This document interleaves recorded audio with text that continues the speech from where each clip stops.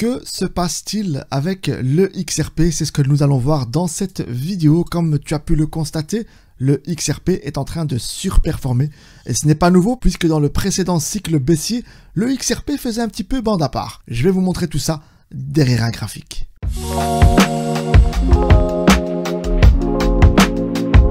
Tu as certainement remarqué donc la surperformance du XRP et pourtant la dominance du BTC est toujours à 56%.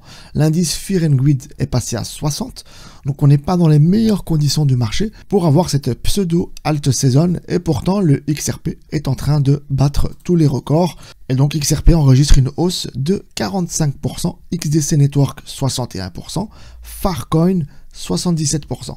Alors au niveau des news, un politique américain de Pennsylvanie, donc un député, achète une quantité considérable de XRP. Et donc cet homme, qui n'est qu'autre que Guy Reichstander, je ne sais pas le prononcer correctement, a investi donc 15 000 $ sur le XRP et l'a annoncé publiquement. Et donc cette annonce s'ajoute à plusieurs éléments précédents du XRP, notamment la spéculation quant aux ETF, à l'échec de la SEC face au XRP, et également au déploiement du RLUSD, donc le stablecoin de la blockchain XRP.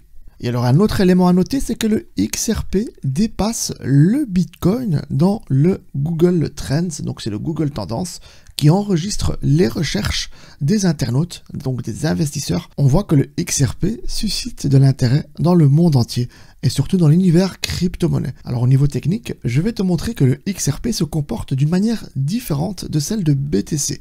Alors si tu regardes bien ici la courbe, on avait une résistance autour de 2,88 qui était le précédent ATH de 2024. On voit que ici on a fait un breakout, donc on est venu casser à la hausse cet ATH et aussi on constate que le XRP lors de la précédente phase baissière enregistrait lui des niveaux bas de plus en plus haut et donc on pouvait à ce moment là tracer une petite trendline comme ça qui laissait prétendre un XRP haussier et ce malgré ici regardez le BTC qui lui présageait une tendance plutôt baissière. Regardez ici, les trois précédents points sont de plus en plus bas pour le BTC. Et donc là, on voit que le BTC était plus baissier que haussier, contrairement au XRP. Et alors au niveau du BTC, est-ce que ce point ici est le bottom? Ça, on ne le sait pas. On n'a pas encore brisé la résistance des 102 000 $, donc qui est une résistance très très importante pour aller chercher d'autres objectifs, qui est l'ATH, je rappelle, qui est situé autour des 108 000 $. Et donc pour que le BTC puisse nous indiquer une tendance haussière, il faut impérativement aller chercher cette résistance. Est-ce qu'on va aller la chercher dans les prochains jours?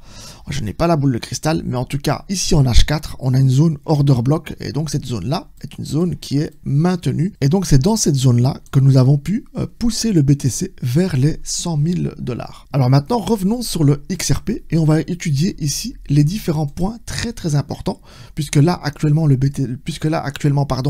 XRP est à 3,30 $. Et donc fais quand même attention car après ces jolis pumps, attends-toi quand même à une petite correction. Alors jusqu'où pourra pousser le XRP? Eh bien honnêtement, pour être franc avec toi, on est dans une petite zone de découverte.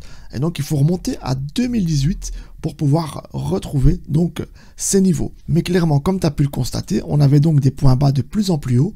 Et tu as pu aussi également remarquer que le XRP se comporte d'une autre manière et donc ne suit pas le schéma du BTC. Et alors ici, en ayant brisé donc cette zone très très importante des 2,90 $, eh bien le XRP nous montre un signal haussier très puissant. Avis personnel, j'ai comme l'impression que le XRP ira chercher ici une zone autour des 3,50 $, 4 $.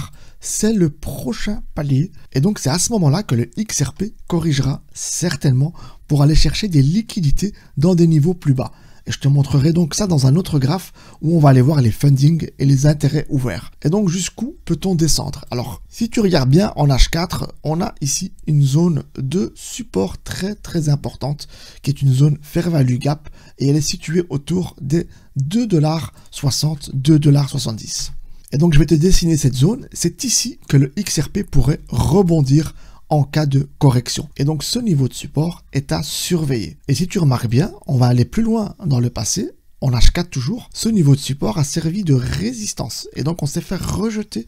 Et là on est parti chercher un deuxième bottom plus haut que le précédent. Et donc c'est ce qui a présagé ce XRP que nous avons aujourd'hui. Alors attention quand même, il n'est pas écarté qu'on aille chercher encore des niveaux plus bas pour le XRP. Parce que regardez ici, malgré que nous sommes haussiers, nous étions à 1,90 $. La grosse mèche ici, on est venu liquider tous les longs. Et donc on est venu chercher cette zone des 1,90 $ pour ensuite repartir vers les 2,80 $. Et donc, ce qui fait quand même un ratio très important. On parle d'ici de plus ou moins 40%. Et donc, le même scénario s'est reproduit à 2,80 $. On est descendu chercher ici les 1,96 $. C'est un peu plus haut que les 1,90 $, mais quand même, on est dans un ratio similaire. Au niveau pourcentage, on est à iota près du précédent. Par la suite, on a une jolie zone order block ici, où on est venu consolider pendant quelques jours pour ensuite venir chercher quelques liquidités autour du support 2 $. Et c'est dans ce support 2 $ qu'on est venu chercher ce petit bottom pour aller définir des objectifs autour des 2,50 $. Et là, on a consolidé pendant un petit moment. Et là, comme on approche l'investigature de Trump, que le déploiement du RLUSD s'est bien déroulé, que la SEC trouve des difficultés pour argumenter le procès et que bien sûr des annonces comme le député américain qui investit 15 000 $ dans le XRP, et bien les investisseurs se positionnent et ont créé ce qu'on appelle du FOMO. On est quasi en train de créer une zone parabolique en H4. Et alors quand je t'ai expliqué tout le cheminement ici, c'est pour simplement te dire que si on monte à 3,50 $, 3,60 $, faut pas croire que ça y est, c'est parti, on va aller taper les 4, 5 $. Non, pas du tout. On va aller chercher des liquidités dans des niveaux bien plus bas.